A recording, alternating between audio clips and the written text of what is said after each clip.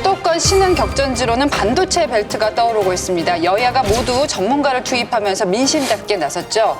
젊은 유권자 민심의 바로미터가 될 이 지역 어떻게 보십니까? 용인, 화성, 평택으로 이제 우리 지도를 한번 놓고 보시면은 경기도 남쪽의 오른쪽에서부터 왼쪽까지 선이 이렇게 그어지지 않습니까? 반도체 벨트가 된 거고, 그리고 지금 현재 여기는 과거에 성남이라든지 수원보다는 정치적인 위상이랄까 이게 약간 낮았기 때문에 이른바 터줏대감이라고 할 사람도 별로 없어요. 그래서 양당에서 좀 괜찮은 신인들 혹은 중고 신인들이 다 투입되고 있는 거고요. 이제 개혁 신당에서 특히 거의 전력을 퍼붓다시피 하고 있고,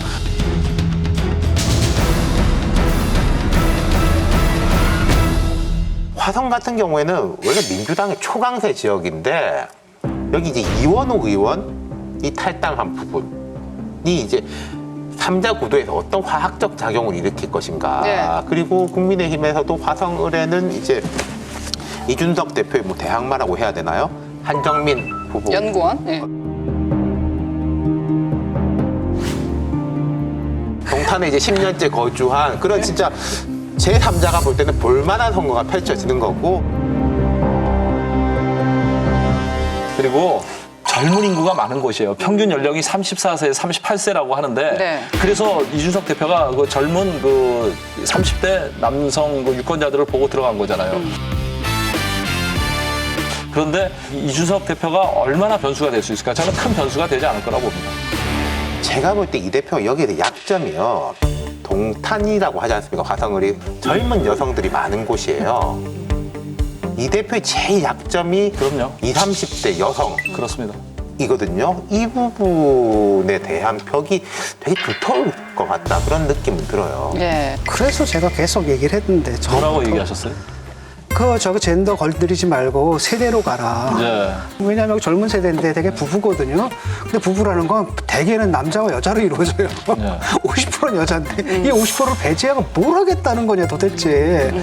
저는 이 대표가 이번에 굉장히 실수를 했다고 보는 게 그 배복준이 뭐 류호정이니 끊어 안았어야 되거든요.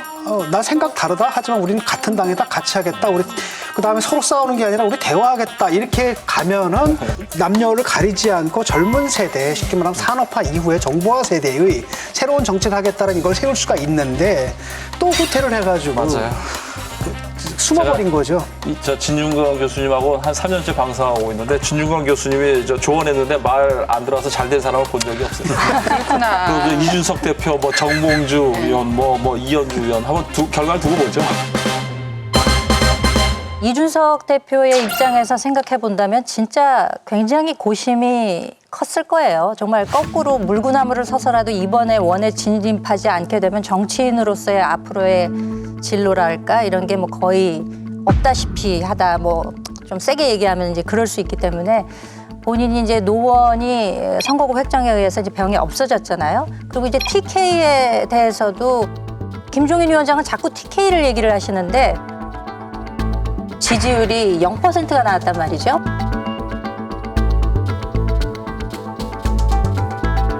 현실적으로 거기를 선택을 할 수가 없는 것이고 그러다 보니까 본인이 고육주책으로 생각해낸 것이 젊은 층 인구가 높다고 하는 이제 화성을 네. 이게 또 분구가 되면서 이원욱 기존 지역구에서 그 지지층이 좀 남아있거든요.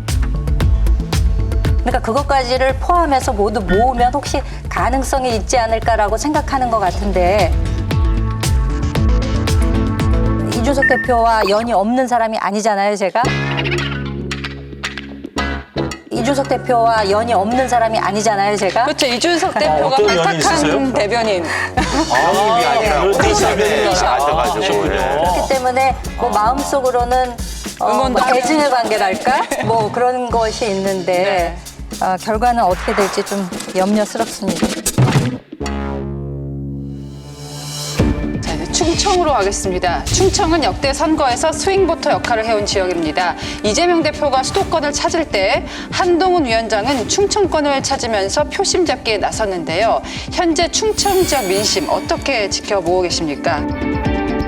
한동훈 위원장이 학생 식당에서 학생들하고 밥 먹으면서 내가 이런 밥 먹는 게 찍힐 사람이 될 줄은 꿈에도 몰랐다. 그러니까 정치인들이 흔히 먹방 하지 않습니까? 네. 뭐 오뎅도 먹고 그 이야기를 하던데 네, 고맙습니다. 제가 이렇게 밥 먹는 거를 찍히는 사람이 될 줄은 정말 몰랐어요. 말씀 진짜 고맙습니다. 네. 한 위원장이 부모님한테 감사해야 될 것 같다는 생각이 들더라고요.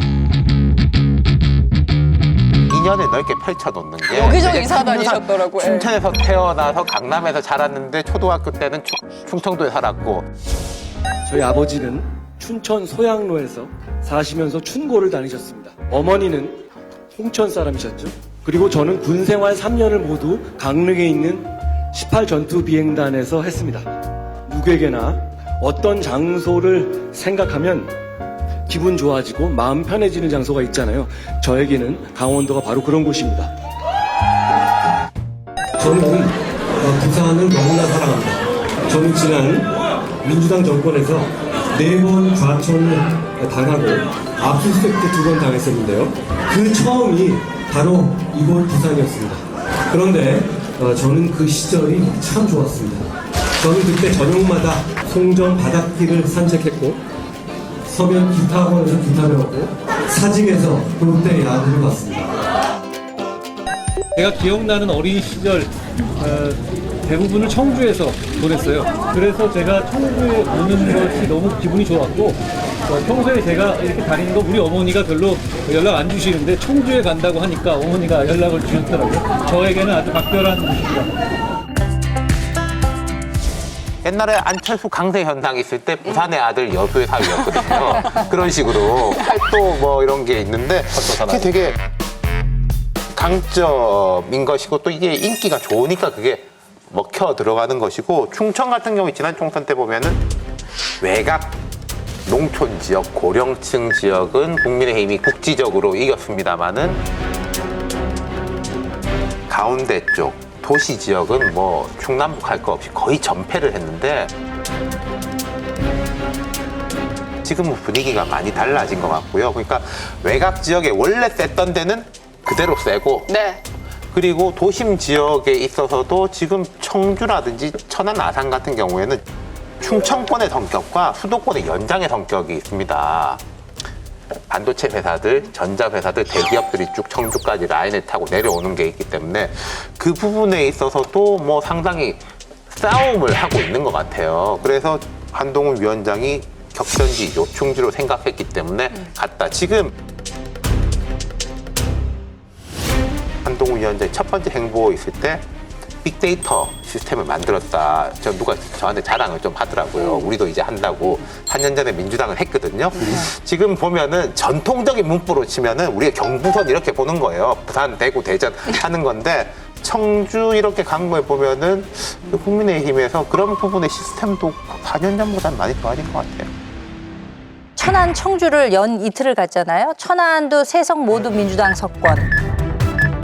그다음에 청주도 지난 총선에서 4석 모두 석권했는데 보궐선거해서 국민의힘이 1석 겨우 가져왔는데 저도 지난번에 너무 졌었기 때문에 어디를 가도 격전지 아닌 곳이 없는 상황인 것이 지금 현실인 것이고 청주에서 특히 보면은 4개 선거구가 있는데 4군데를 전부 갔어요. 그리고 그 지역 행사 일정을 보니까 8개를 잡아놨더라고요.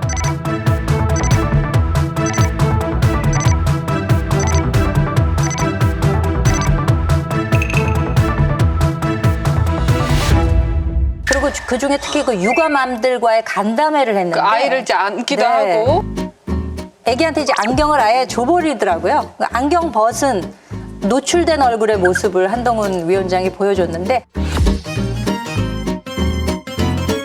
그런 것들이 굉장히 그 특히 아이 키우는 엄마들 유권자 입장에서는 굉장히 감성에 와닿는 그런 터치를 할 수가 있는 거거든요.